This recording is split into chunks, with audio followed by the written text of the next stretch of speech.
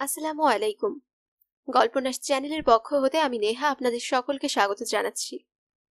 শুনছিলেন হুমায়ুন আহমেদ রচিত উপন্যাস দিনের শেষে।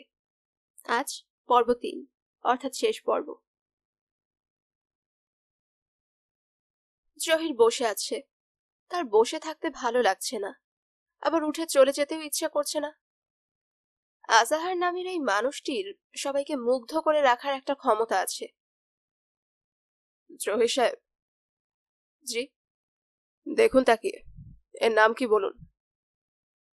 জহির তাকিয়ে দেখল। জিনিসটার বিশেষ কোনো নাম মনে পড়ল না।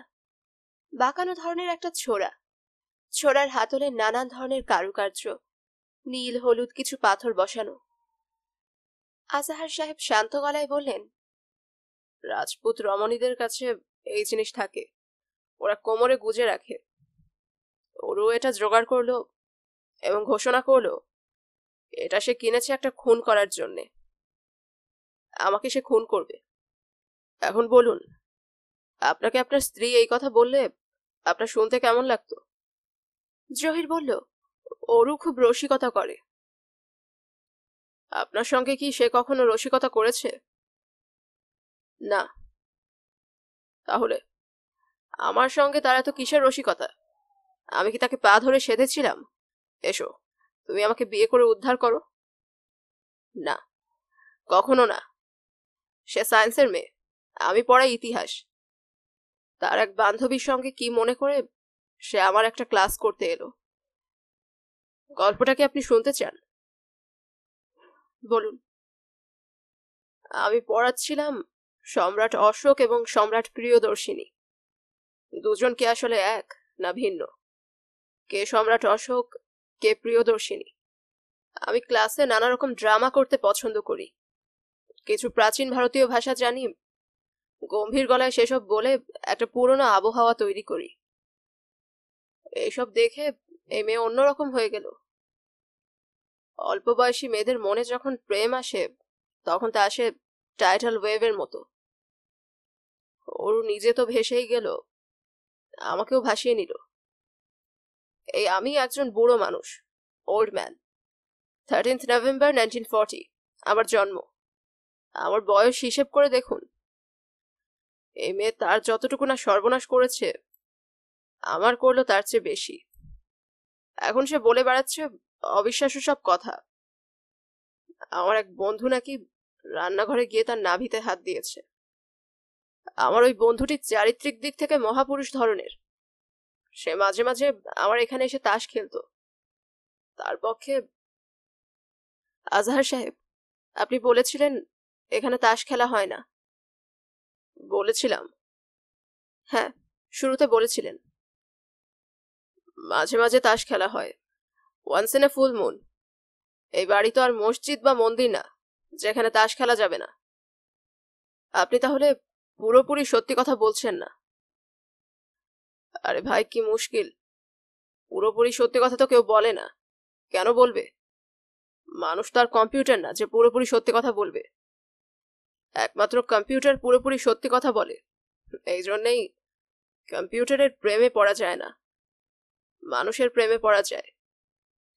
ভাই, আমি উঠি। উঠতে চান? হ্যাঁ। যেসব কথা আপনাকে বলতে চেয়েছিলাম তার একটাও এখনো বলা হয়নি। বলুন। নাম্বার 1, আমার ধারণা ওরু জীবিত নেই। চমকে উঠবেন না, চমকে ওঠার মতো কিছু না। আমার আরো একজন স্ত্রী আছে, সে ওরুকে হত্যা করার জন্য লোক লাগিয়েছে, এইরকম গুজব বাজারে আছে। নাম্বার 2, মেয়েটা অসুস্থ, সে নিজেও আত্মহত্যা করতে পারে। নাম্বার 3, সে অসম্ভব সুন্দরী মেয়ে, গুন্ডা পান্ডাদের হাতে পড়লেও একই জিনিস হবে। গ্যাং রেপ বলে একটা কথা আছে, আপনি শুনেছেন কিনা জানি না। আপনাকে যেরকম সুফি মানুষ বলে মনে হয় আপনার না শোনারই কথা। গ্যাং রেপ বিষয়টি আপনাকে বুঝিয়ে দিচ্ছি। ধরুন 5 জন যুবক এবং একজন তরুণী। যুবকরা সবাই লাইন ধরে অপেক্ষা করছে। জহির বলল, দয়া করে চুপ করুন।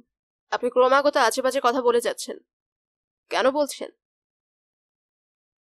বলছি, কারণ আমার মাথা খারাপ হয়ে গেছে।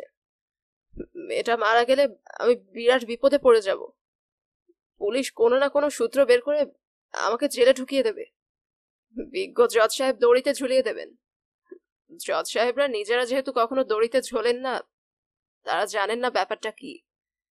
কাজেই I am going to die. Azhar সাহেব। জি। আপনি কি মদ্যপান করেছেন? বেশি করতে পারিনি, অল্প করেছি। এত পয়সা আমার কই ভাই। আপনাকে আমি এখন একটা রিকোয়েস্ট করব, যদি চান আপনার পায়ে ধরেই রিকোয়েস্ট করব। সেটা হচ্ছে, আমি জানি অরু যদি বেঁচে থাকে তাহলে সে আপনার সঙ্গে দেখা করবেই। আপনি তখন দয়া করে আমাকে সেটা জানাবেন। আমার সঙ্গে দেখা করবে কেন? কারণ আপনাকে সে ভালোবাসে। আপনি একটা মহা গাধা বলে এই সহজ জিনিসটা ধরতে পারেননি। শুধু যে সেই আপনাকে ভালোবাসে তাই না, অরুর ছোট বোন তরু, ওই মেয়েটিও আপনার জন্য পাগল। এই তথ্যটাও আপনার জানা নেই।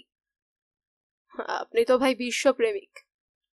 জহির চোখ বড় বড় করে তাকিয়ে রইল। আজাহার সাহেব বললেন, বোকামি ছাড়া আপনার মধ্যে এমন কিছু নেই যা চোখে পড়ে। এই বোকামির জন্য যে মেয়েরা প্রেমে পড়তে পারে তা আমার জানা ছিল না। আপনি যদি এখন চলে যেতে চান চলে যেতে পারেন। বোকা মানুষদের আমি বেশিক্ষণ সহ্য করতে পারি না। A rich man you can tolerate many times. A wise man can only twice be tolerated. But a fool... বাকিটা শেষ করলাম না, শেষ করলে কষ্ট পাবেন। আসুন আপনাকে এগিয়ে দিয়ে আসি। এগিয়ে দিতে হবে না। হবে রে ভাই, হবে। এগিয়ে দিতে হবে। বাইরে বৃষ্টি হচ্ছে, ছাতা নিয়ে এই জন্যই যাচ্ছি। বাসে তুলে দিয়ে আসবো। এতটুকু গুণ আমার আছে, তাছাড়া জানেন না বোধহয়। মাতালদের ভদ্রতা বোধহয় অসাধারণ। আপনি মাতাল হননি? হয়েছি, মাতাল হয়েছি, ভালো মতোই হয়েছি। মদ না খেয়েও মানুষ মাতাল হতে পারে। একটা ভালো কবিতা পড়ে মাতাল হতে পারে, একটা সুন্দর সুর শুনে মাতাল হতে পারে, প্রেমে পড়েও মাতাল হতে পারে। সিঁড়ি দিয়ে নামতে নামতে আজাহার সাহেব বললেন, মাতালদের ফেভারে কিছু চমৎকার কথা আছে, আপনাকে বলছি শুনুন। অরুকে বলায় অরু খুব মজা পেয়েছিল, আপনিও পাবেন। আপনি তো অরুর বন্ধু। বলবো? বলুন। একজন মাতাল অতি সহজেই ঘুমিয়ে পড়ে। একজন ঘুমন্ত মানুষ কোনো পাপ করতে পারে না। যে পাপ করতে পারে না সে স্বর্গে যায়। কাজেই মাতালরা সবসময় স্বর্গে যায়। মজার কবিতা না? জহির জবাব দিল না। আজাহার সাহেব নিজে ভিজতে ভিজতে অনেক ঝামেলা করে জহিরকে একটা রিক্সা ঠিক করে দিলেন। রিক্সায় উঠবার ঠিক আগ মুহূর্তে বললেন, আপনাকে অনেক মন্দ কথা বলেছি, দয়া করে কিছু মনে করবেন না। আপনার জন্য একটা উপহার নিয়ে এসেছি। অরুর ব্যক্তিগত একটা খাতা, ডায়েরিও বলতে পারেন। আমার সম্পর্কে এই খাতায় সে অনেক কিছু লিখেছে, পাশাপাশি আপনার কথাও লিখেছে। পড়লে আপনার ভালো লাগবে। তাই নাকি? জি। অরু ফিরে না এলে আমি পাগল হয়ে যাব জহির সাহেব। আজাহার সাহেব রিকশাওয়ালা এবং আশেপাশের দু একজন মানুষকে সচকিত করে হঠাৎ হাউমাউ করে কেঁদে উঠলেন। মাতালের কান্না নয়, জগৎ সংসার ছাড়খাড় হয়ে যাওয়া একজন মানুষের কান্না। রিকশাওয়ালা পর্যন্ত অভিভূত হয়ে বলল, ভাইজান কাইন্দেন না, আল্লাহরে ডাকেন। আল্লাহ ছাড়া আমরা আর কে আছে? সুন্দর ডায়েরিতে মেয়েরা খুব যত্ন করে অনেক কিছু লেখে। এই লেখা মোটেই সেরকম নয়। মোটা লাইন টানা খাতা। শুরুতে বায়োলজির নোট নেবার জন্য হয়তো কেনা হয়েছিল। বায়োলজির নানা প্রসঙ্গে খাতা ভর্তি, তার ফাঁকে ফাঁকে অন্য সব কথা। হয়তো ফুসফুসের রক্ত সঞ্চালন সম্পর্কে দীর্ঘ একটা লেখার ফাঁকে 4 লাইনের সম্পূর্ণ অন্য একটা লেখা। জহির সারা রাত জেগে লেখাগুলি পড়ল। ঝগড়া হবার মতো কোনো ঘটনা ছিল না, তবু হলো। আসলে অন্য একটা ব্যাপারে আমি মার উপর রেগেছিলাম, সুযোগ পেয়ে রাগ ঝাড়লাম। মা খুব অবাক হলেন, আমি জহির ভাইয়ের পক্ষ নিয়ে এত কথা বলছি কেন। মাঝখান থেকে বেচারা জহির ভাই খুব লজ্জা পেলেন। আমার মনে হচ্ছে বেচারা আর অনেকদিন আমাদের বাসায় আসবেন না। এরকম ছোটখাটো একটা ঘটনা ঘটে আর জহির ভাই সপ্তাহখানেক এই বাসায় আসা ছেড়ে দেন। আজকের সমস্যার সূত্রপাত হলো এইভাবে। জহির ভাইকে বাজারে পাঠানো হয়েছিল, তিনি বাইম মাছ নিয়ে এসেছেন। সেই বাইম মাছ দেখে মাতার স্বভাব মতো অগ্নুৎপাত শুরু করলেন। সাপের মতো দেখতে একটা মাছ তুমি কি করে আনলে? কে খাবে এই মাছ? আমি তখন বললাম, ও মা, বাইম মাছ আমার খুব ফেভারিট মাছ। জহির ভাই আনন্দিত চোখে আমার দিকে তাকালেন। সেই দৃষ্টি দেখে আমার বড় ভালো লাগলো। আহা বেচারা। মা হতভম্ব। তিনি বললেন, বাইম মাছ তোর পছন্দ? তুই কবে খেয়েছিস? আমি কখনো খাইনি, তবু বুঝতে পারছি এ মাছ খেতে অসাধারণ হবে। জহির ভাই বিব্রত গলায় বললেন, আমি বদলে নিয়ে আসছি। আমি বললাম, অসম্ভব, আমি আজ বাইম মাছ ছাড়া অন্য কোনো মাছ খাবই না। তরু জহির ভাইয়ের সঙ্গে কি যেন কথা বলছিল। ওরা বারান্দায় বসে কথা বলছিল। অবাক হয়ে দেখি তরুর গাল লাল, মাথা নিচু হয়ে আছে। আমার পায়ের শব্দ পেয়েই তরু থেমে গেল এবং চোখ মুখ কেমন করে যেন তাকালো। তাকানোর এই দৃষ্টি আমি চিনি। আমি কেন, সবাই চেনে। শুধু গাধার গাধা জহির ভাই চেনেন না, কোনোদিন চিনবেনও না। আমি তরুকে ডেকে আমার ঘরে নিয়ে গেলাম। বললাম, জহির ভাইয়ের সঙ্গে কি কথা বলছিলি? কোনো কথা বলছিলাম না তো। কোনো কথা বলছিলি না? ক্লাসের একটা মেয়ের কথা বলছিলাম।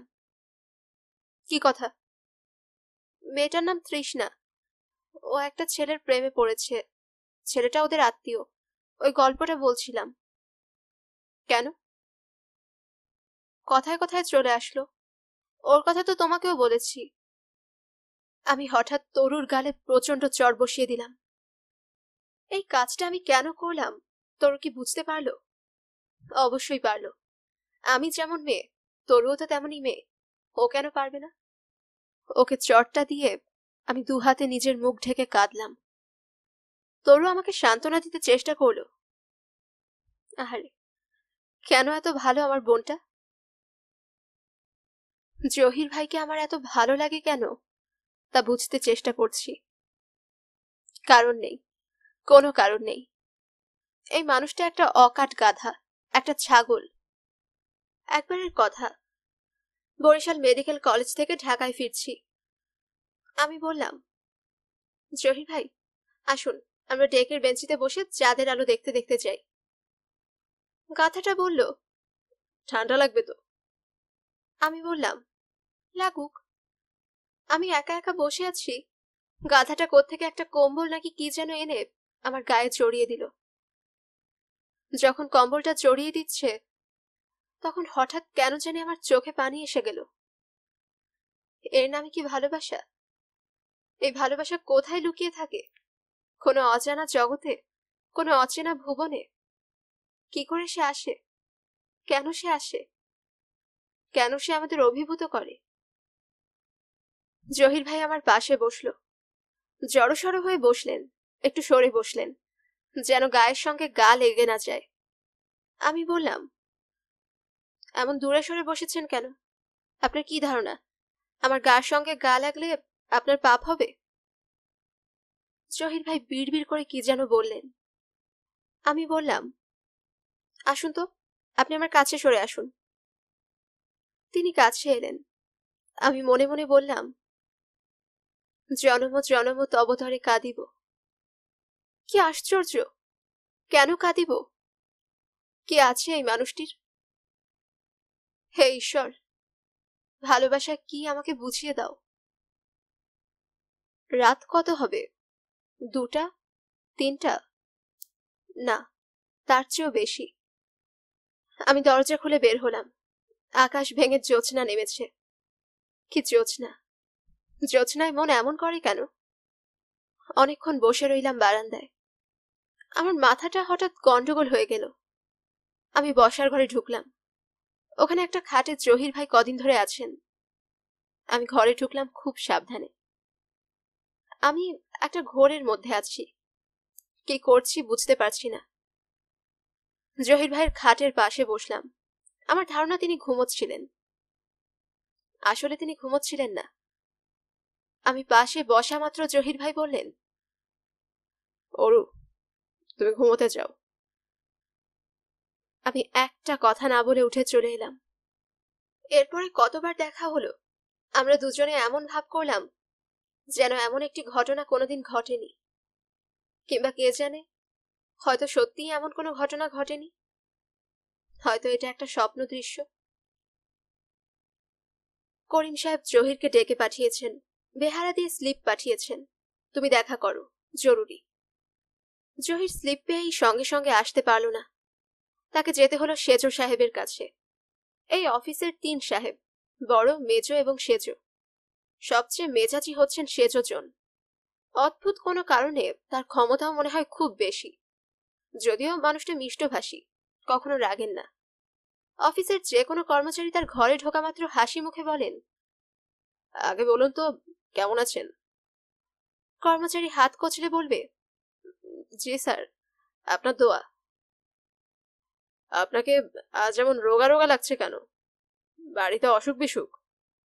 কর্মচারী আরো বিগলিত হয়ে বলবেন, জি না স্যার, জি না, সব ঠিক আছে স্যার। সব যদি ঠিক থাকে তাহলে আমার সামনে হাসি মুখে বসুন, দু একটা হাসি তামাশার কথা বলুন। চা চলবে? সকলেই জানে এসব আলগা খাতিরের কথার আসলে কোনো মানে নেই। পুরোটাই একটা ভড়ং, এক ধরনের ভান। তবু কেন জানি ভড়ংটাই ভালো লাগে, ভানটাকেই সত্যি ভাবতে ইচ্ছে করে। জহির ভয় ভয় বলল, স্যার আসবো? আসুন জহির সাহেব, আসুন, বসুন। খবরাখবর কি বলুন? আপনাকে রোগা রোগা লাগছে কেন? কানের কাছে কয়েক গাছি পাকা চুল দেখতে পাচ্ছি, ব্যাপারটা কি বলুন তো? আপনার মতো ইয়াং ম্যানরা যদি চুল পাকিয়ে ফেলেন তাহলে সংসার চলবে কিভাবে? চা চলবে? জহির এই দীর্ঘ প্রস্তাবনার কিছুই বুঝতে পারল না।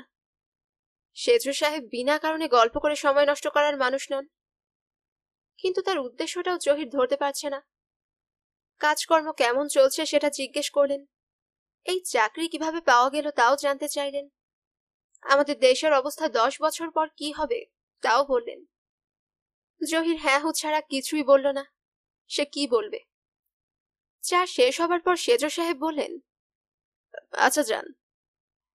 জহির ক্ষীণ স্বরে বলল, কি জন্য ডেকেছিলেন স্যার?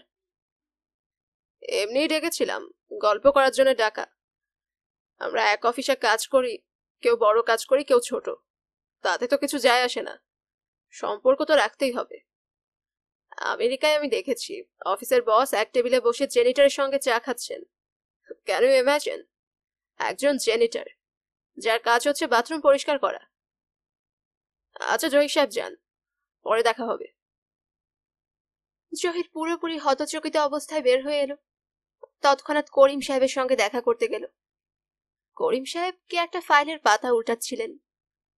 তিনি ফাইল বন্ধ করে বললেন, চলো আমার সঙ্গে। প্রথমে গেলেন ক্যান্টিনে, ঢুকতে গিয়েও ঢুকলেন না। বললেন, এখানে ভিড় বড্ড বেশি, চলো বাইরে কোথাও যাই। ব্যাপার কি স্যার? করিম সাহেব বিরক্ত মুখে বললেন, ব্যাপার কি তুমি জানো না? জি না। গতকাল অফিসে আসোনি? জি না, আমার এক মামাতো বোন স্যার, তাকে পাওয়া যাচ্ছে না। অরু তার নাম, আপনি বোধহয় দেখেছেন, কয়েকবার অফিসে এসেছে। এখন কি তুমি সেজো সাহেবের কাছে গিয়েছিলে? জি। সেজো সাহেব তোমাকে কিছু বলেছেন? জি না। করিম সাহেব জহিরকে নিয়ে কোনো চায়ের দোকানে ঢুকলেন না। অফিস থেকে রাস্তায় বের হয়ে শুকনো গলায় বললেন, তোমার যে চাকরি নিয়ে সমস্যা হচ্ছে, তুমি কিছু শুনেছ? জহির তাকিয়ে আছে, সে কিছুই বুঝতে পারছে না। চাকরি নিয়ে সমস্যা হবে কেন? সমস্যা হবার কি আছে? করিম সাহেব বললেন, আমি ব্যাপারটা জানলাম কাল বিকাল 3টায়। বড় সাহেব ছিলেন না, সেজোর সঙ্গে দেখা করলাম। তিনি বললেন চাকরির কন্ডিশনই ছিল টেম্পোরারি অ্যাপয়েন্টমেন্ট, ছাঁটাই হলে অসুবিধা নেই। জহির হতভম্ব হয়ে বলল, গত বছর তো স্যার পার্মানেন্ট হয়েছে। আমিও সে কথাই বললাম। তিনি ফাইল বের করে দেখালেন যে চাকরি এখনো টেম্পোরারি। ছাঁটাই কি হয়ে গেছে স্যার? না, এখনো হয়নি। জহির তাকিয়ে আছে। করিম সাহেব ছোট ছোট নিঃশ্বাস নিচ্ছেন। তার চেহারা দেখেই মনে হচ্ছে তিনি খুব কষ্ট পাচ্ছেন। জহির। জি স্যার। আমি কাল রাতে তোমার বাসায় গিয়েছিলাম, অনেক রাত পর্যন্ত অপেক্ষা করেছি, তুমি ছিলে না। বাসায় ফিরতে একটু দেরি হয়েছিল। জহির। জি স্যার। তোমাকে আমি কি রকম পছন্দ করি তা কি তুমি জানো? জানি স্যার। না, জানো না, কারণ আমি নিজেও জানতাম না। কাল সারা রাত আমি ঘুমাইনি, বারান্দায় বসেছিলাম। বলতে বলতে করিম সাহেবের গলা ধরে এলো।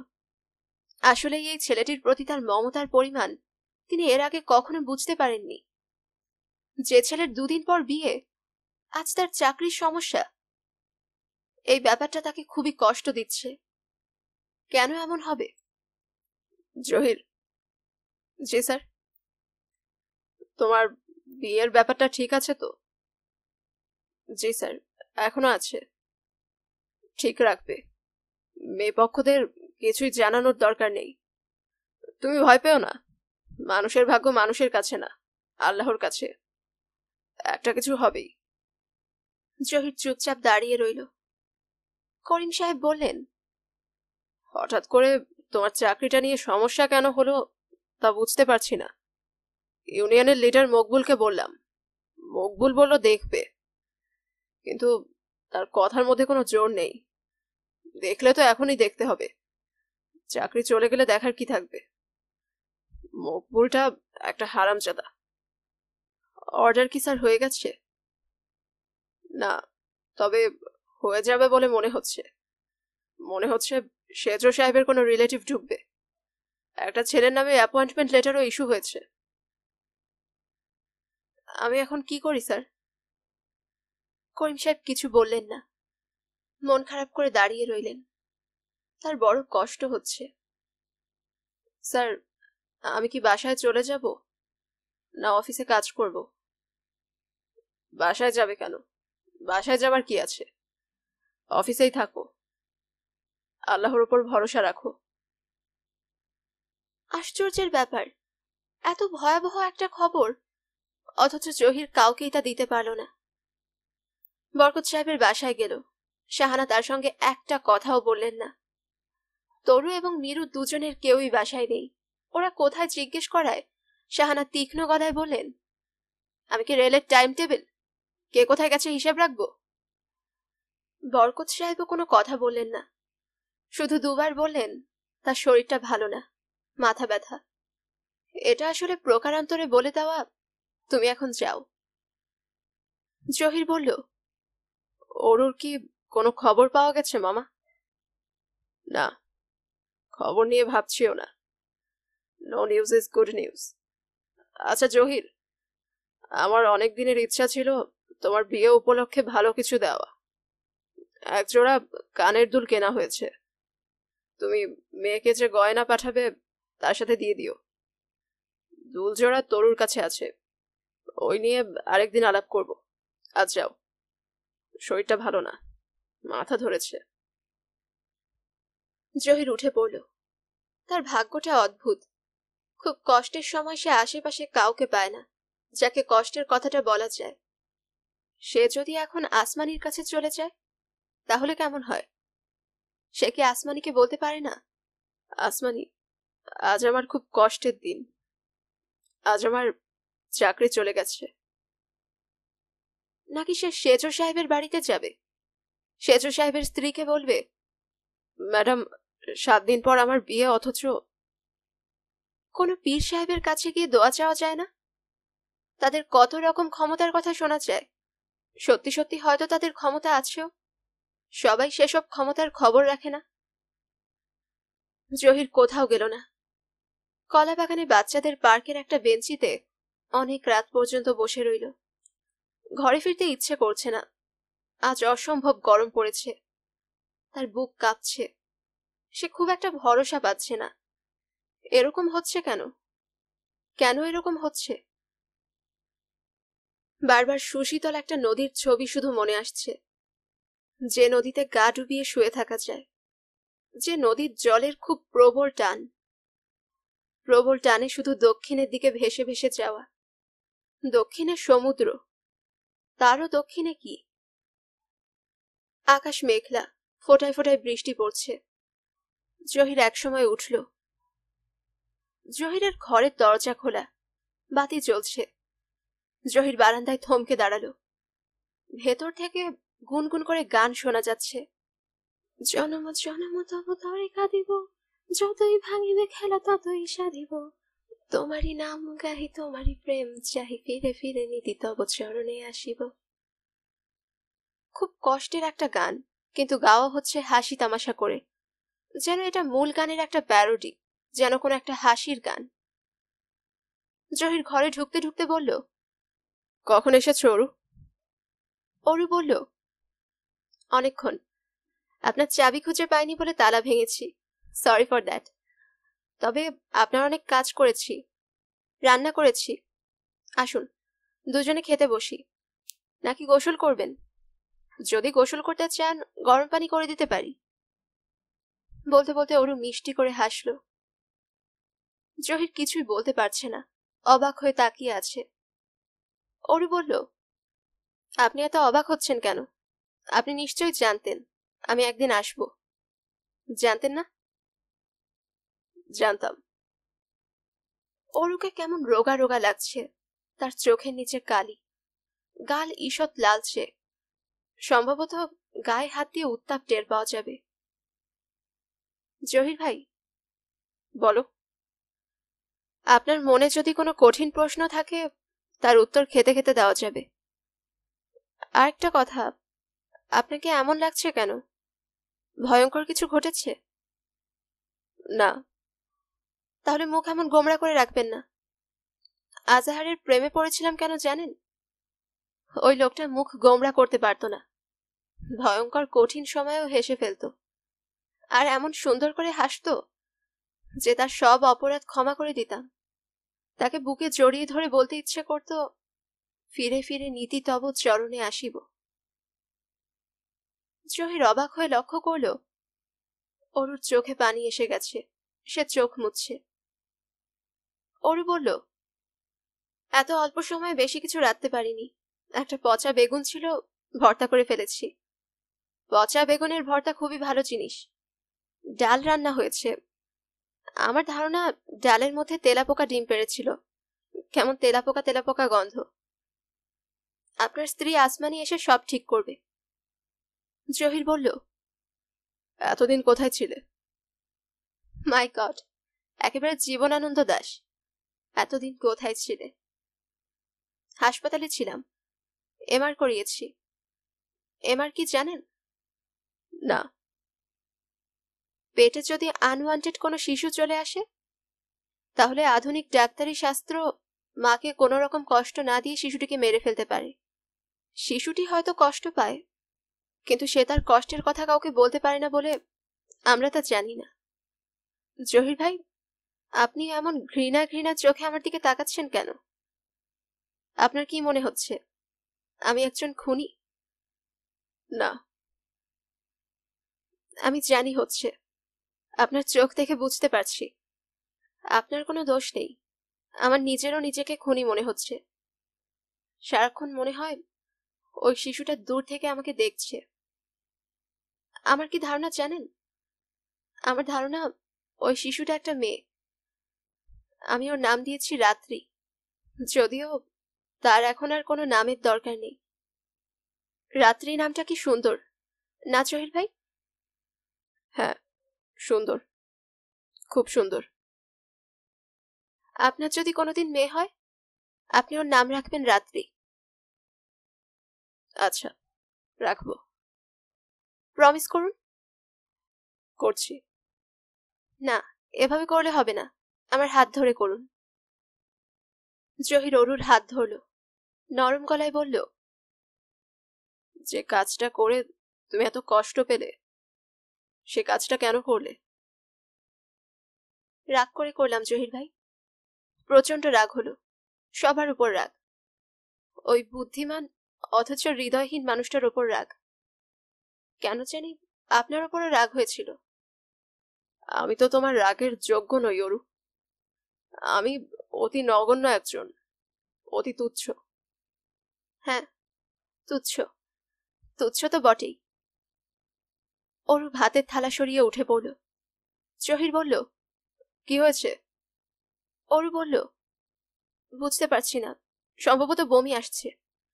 সে ছুটে গেল বাথরুমে, চোখে মুখে পানি দিয়ে ফিরে এলো, হালকা গলায় বলল, জহির ভাই, আমাকে বাসায় পৌঁছে দিন। কোন বাসায়? আমার স্বামীর বাসায়। আর কোথায়? অবশ্য আপনি যদি এখানে থেকে যেতে বলেন তাহলে ভিন্ন কথা। বলবেন? সাহস আছে? রিকশায় যেতে যেতে অরু বলল, আমার বায়োলজি খাতাটা আপনার বাসায় দেখলাম। খাতার লেখা কথাগুলি কি আপনি বিশ্বাস করেছেন? হ্যাঁ। আপনি আসলেই বোকা, সব মিথ্যা। আজহারকে কষ্ট দেবার জন্য লিখেছিলাম। জহির নিচু গলায় বলল, সব মিথ্যা? হ্যাঁ, সব। বাচ্চা নষ্ট করার যে গল্পটা করলাম তাও মিথ্যা। জহির ভাই, আমি চমৎকার একজন অভিনেত্রী, এত চমৎকার যে আমার কোনটা অভিনয় আর কোনটা অভিনয় নয় তা আমি নিজেও জানি না। তোমার বাচ্চা তাহলে নষ্ট হয়নি? না। জহির ভাই, আপনি দয়া করে আর একটু সরে আসুন। আমি অচ্ছুত কেউ না, আমার গায়ে গা লাগলে পাপ যদি হয় আমার হবে, আপনার হবে না। জহির বলল, তোমাকে দেখে আজহার সাহেব খুব খুশি হবেন। হ্যাঁ, হবেন।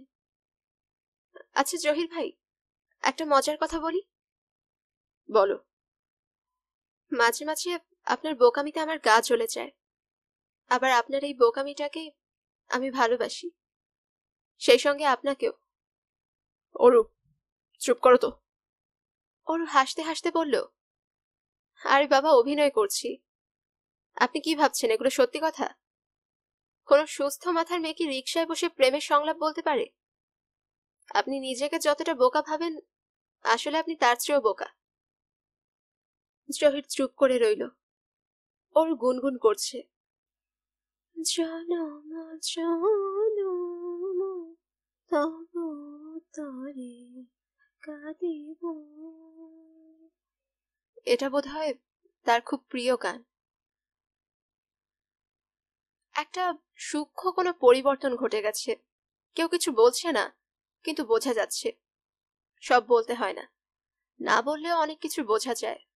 তাছাড়া আসমানি বোকা মেয়ে নয়, সে বুঝতে পারছে কিছু একটা হয়েছে, এবং তাকে নিয়েই হয়েছে।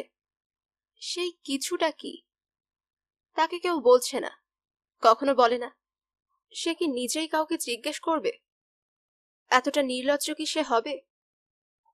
জহির নামের যে ছেলেটির সঙ্গে বিয়ে ঠিকঠাক হয়ে আছে, আজ থেকে মাত্র 4 দিন পরে যে বিয়ের অনুষ্ঠানটি হবে, তাতে কি কোনো সমস্যা? ওরা কি হঠাৎ ঠিক করলো এরকম বিয়ে হওয়া মেয়ের সঙ্গে বিয়ে দেওয়া যায় না? তারা কি অন্য একটি মেয়ের খোঁজ পেয়েছে যার আগে বিয়ে হয়নি? বিয়ে মানে কি ছিঁড়ে নেওয়া ফুল, যে ফুল আর ব্যবহার করা যাবে না? আসমানি রান্নাঘরে ঢুকলো, তার মামি কড়াইয়ে কি যেন নাড়ছেন। সে কি কিছু জিজ্ঞেস করবে মামিকে? মামি একা থাকলে জিজ্ঞেস করা যেত, তিনি একা নন, 3-4 জন মানুষ রান্নাঘরে। এদের মধ্যে অপরিচিত সুন্দর মতো একটা মেয়েও আছে। এর সামনে কিছু জিজ্ঞেস করার অর্থই হয় না। আসমানিকে ঢুকতে দেখেই মামি বললেন, কিছু বলবি নাকি রে আসমানি? আসমানি বলল, না। যাচ্ছিস কোথায়?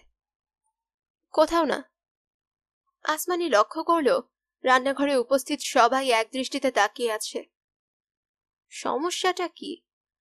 তাকে বলে ফেললে কি হয়? তার মন এখন শক্ত হয়েছে, সে এখন আগের মতো না, অল্পতেই ভেঙে পড়ে না, পড়বেও না। রান্নাঘর থেকে বেরিয়ে আসমানি ভেতরের বারান্দায় খানিকক্ষণ ইতস্তত হাঁটল। ভেতরের বারান্দায়ও বেশ কিছু মানুষ। বিয়ে উপলক্ষে আত্মীয় স্বজনরা আসতে শুরু করেছেন। ওরা সবাই এমন করে তাকাচ্ছেন কেন? সুতিয়াখালীর বড় ফুপুও দেখে এসেছেন। এনাকে আসমানির মোটেই পছন্দ না। সুতিয়াখালীর ফুপু ছোটখাটো ব্যাপার নিয়ে ভয়ঙ্কর সব ঝগড়া করেন। ঝগড়ার পর কঠিন অভিশাপ দেন। লোকে বলে তার অভিশাপ নাকি সঙ্গে সঙ্গে লেগে যায়। বড় ফুপু বললেন, আসমানি, যাইস কই? একটু বাইরে যাচ্ছি বড় ফুপু। তোর সাথে কথা আছে। মামি রান্নাঘর থেকে এই কথা শুনতে পেয়ে ছুটে এসে বললেন, না না, কোনো কথা নেই, আসমানি যেখানে যাচ্ছে যাক। আসলে আসমানির কোথাও যাবার জায়গা নেই। ঘর থেকে শুধু বের হওয়া। বের হয়েই বা সে কোথায় যাবে? সে শুনেছে পুরুষদের একা একা ঘুরতে ভালো লাগে, মেয়েদের লাগে না, অন্তত তার লাগে না।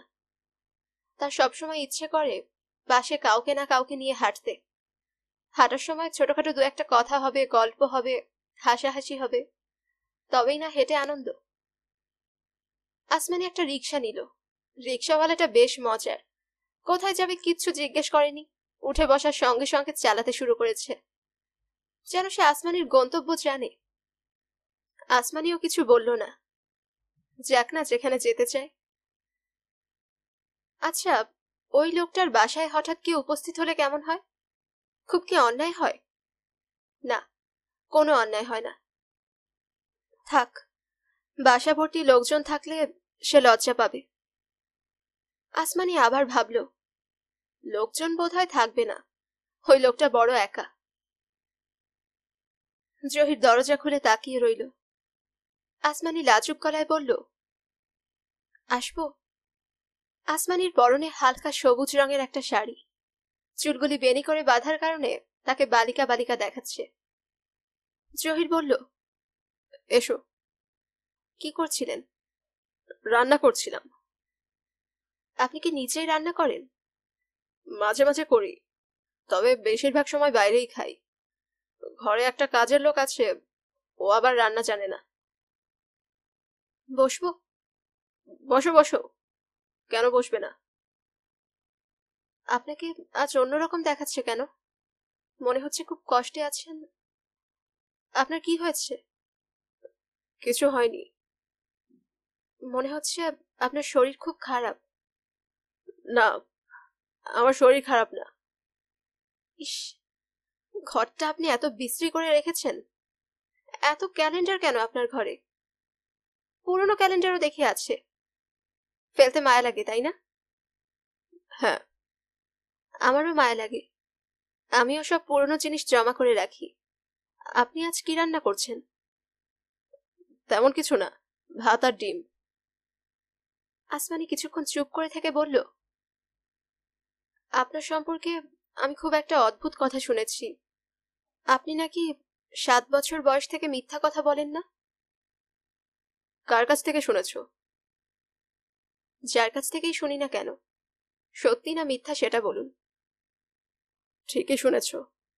আমার এক বাংলা স্যার বলেছিলেন, কেউ যদি 40 বছর মিথ্যা কথা না বলে থাকতে পারে তাহলে একটা অদ্ভুত ব্যাপার হয়। তখন আমার বয়স ছিল কম। কম বয়সী বাচ্চারা তো পৃথিবীর সব কথাই বিশ্বাস করে। আমিও করেছিলাম। আমি তখন থেকেই মিথ্যা বলি না। আসমানি বলল, মিথ্যা না বললে যে অদ্ভুত ব্যাপারটা হয় সেটা কি? অদ্ভুত ব্যাপার হচ্ছে তখন আল্লাহ ওই লোকের একটা প্রশ্নের জবাব দেন। প্রশ্ন যতই কঠিন হোক, জবাব পাওয়া যায়। আসমানি লজ্জিত গলায় বলল, ওই দিন আমি আপনাকে একটা মিথ্যা কথা বলেছিলাম। এটা ভেবে আমার খুব খারাপ লাগছে। আপনি কিছু মনে করবেন না। আমি বাকি জীবনে কখনো আপনার সঙ্গে মিথ্যা বলবো না। ওই লোকটির সঙ্গে আমার দেখা হয়েছিল। আমি সারাদিন ওনার সঙ্গে ছিলাম। জহির শান্ত গলায় বলল, আমি জানি। আপনি জানেন? হ্যাঁ, জানি। কেউ মিথ্যা বললে আমি ধরে ফেলতে পারি। সত্যি? হ্যাঁ, সত্যি। সারা জীবন পরের বাড়িতে মানুষ হয়েছি, আমাকে সারাক্ষণ খেয়াল রাখতে হয়েছে কে আমার সম্পর্কে কি ভাবছে, কে আমাকে কিভাবে দেখছে। এসব দেখতে দেখতে একসময় টের পেলাম আমিও অনেক কিছু বুঝতে পারি। কেউ যখন সত্যি করে বলে ভালোবাসি, সেটা যেমন বুঝি, আবার কেউ যখন মিথ্যা করে বলে ভালোবাসি, সেটাও বুঝি। শুধু একজনেরটাই পারি না। সেই একজনটা কে? জহির চুপ করে রইল। আসমানি বলল, আপনার মামাতো বোন অরু, তাই না? হ্যাঁ। দেখলেন তো, আমি অনেক কিছুই বুঝতে পারি। তাই তো দেখছি। আচ্ছা, উনি কি বয়সে আমার বড়? না মনে হয়। উনি কি খুব কথা বলেন? না, ও সবচেয়ে কম কথা বলতো, এখন খুব কথা বলে, সারাক্ষণ কথা বলে। কেন বলে জানেন? না। আমি জানি। উনি ওনার স্বামীর কাছ থেকে বেশি কথা বলা শিখেছেন। নিশ্চয়ই ওনার স্বামী খুব কথা বলেন। বিয়ের পর মেয়েরা স্বামীর মতোই হয়ে যায়। জহির হো হো করে হেসে ফেলল। আসমানি বলল, দেখলেন আমার কত বুদ্ধি। এখন আপনি দয়া করে একটু সরুন, আমি আমার নিজের জন্য এক কাপ চা বানাবো। মেয়েটা হাসছে, এত ভালো লাগছে দেখতে। জহির লক্ষ্য করল তার চোখে পানি এসে যাচ্ছে। তার বড়ই লজ্জা লাগছে। সে খুব চেষ্টা করতে লাগলো চোখের পানি শুকিয়ে ফেলতে। আসমানি বলল, জানেন, আপনার এখানে আমি খুব ভয় ভয়ে এসেছি। কেন বলো তো? আজ বাসায় কি জানি হয়েছে, মনে হয় বিরাট কোনো ঝামেলা। আমার বিয়েটা সম্ভবত ভেঙে গেছে। জহির বিস্মিত হয়ে বলল, কি বলছো এসব? সত্যি বলছি, আমি আগে আগেই অনেক কিছু বুঝতে পারি। আশ্চর্যের ব্যাপার, বিয়েটা ভেঙে গেল। বিয়ের ঠিক 3 দিন আগে ফর্সা লম্বা লাল টাই পরা একটা ছেলে প্রচন্ড শব্দে আসমানিদের ঘরের কড়া নাড়তে লাগলো। যেন সে অসম্ভব ব্যস্ত, যেন তার হাতে 1 সেকেন্ডও সময় নেই। দরজা খুলল আসমানি। লাল টাই পরা মানুষটি হাসি মুখে বলল, আসমানি, বলো তো আমি কে? আসমানি তাকিয়ে আছে। তার চোখ মাছের চোখের মতো হয়ে গেছে। সেই চোখে কোনো পলক নেই। আমাকে চিনতে পারছো না পারছো না? পারছি।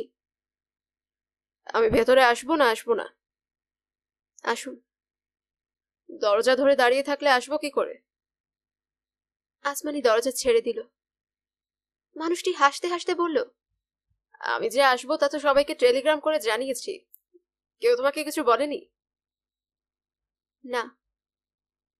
খুবই আশ্চর্যের কথা। অবশ্যই না বলে একদিকে ভালোই করেছে, আমি নিজেই বলবো।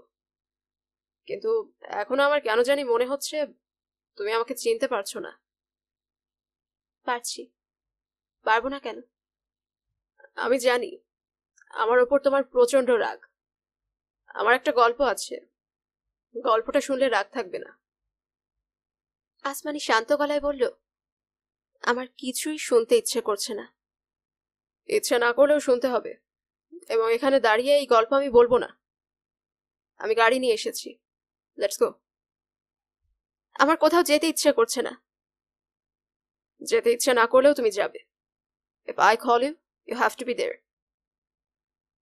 লোকটি অতি সহজ, অতি স্বাভাবিক ভঙ্গিতে আসমানির হাত ধরল। গাড়ি চলছে ঝড়ের গতিতে। আসমানির ইচ্ছে করছে বলে, আস্তে চালান, অ্যাক্সিডেন্ট হবে। আবার বলতে ইচ্ছেও করছে না। আসমানি, জি। গল্পটা শুরু করি।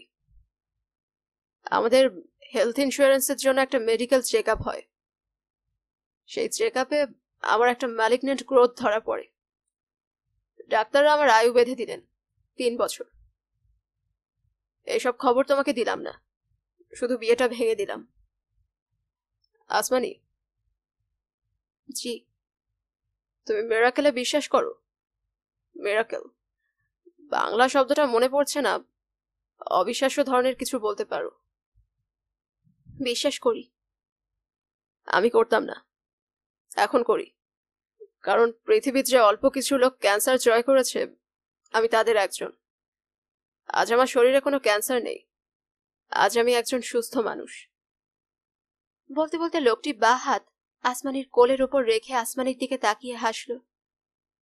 আসমানি বলল, আপনি দয়া করে রাস্তার দিকে তাকিয়ে গাড়ি চালান, আপনি তো অ্যাক্সিডেন্ট করবেন। আসমানি, জি। আমি জহির সাহেবের সঙ্গে কথা বলেছি। আমি তার কাছে নতজানু হয়ে তোমাকে প্রার্থনা করেছি। মানুষটার হৃদয় দেখে আমি মুগ্ধ। তিনি কি বলেছেন শুনতে চাও? ধরা গলায় আসমানি বলল, না, উনি কি বলবেন আমি জানি। রাত প্রায় 10টা। জহির রান্না বসিয়েছে। তেলটা খারাপ, প্রচুর ধোয়া হচ্ছে। জহিরকে বারবার চোখ মুছতে হচ্ছে। মনে হচ্ছে সে বুঝি খুব কাঁদছে। আসলেই তাই, ধোয়া ছাড়াই জহিরের চোখ বারবার ভিজে উঠছে। ওর শরীরটা খুব খারাপ। আজ 3য় দিন। সিঁড়ি থেকে পড়ে গিয়েছিল। ক্রমাগত ব্লিডিং হচ্ছে। 6 ব্যাগ রক্ত দেওয়া হয়েছে, আরো দিতে হবে। আজ সন্ধ্যায় ডাক্তাররা বলেছেন অবস্থা ভালো না। জহির সারাদিন পাশে বসেছিল। একসময় অরু বলল, এত মন খারাপ করে আমার পাশে বসে থাকবেন না।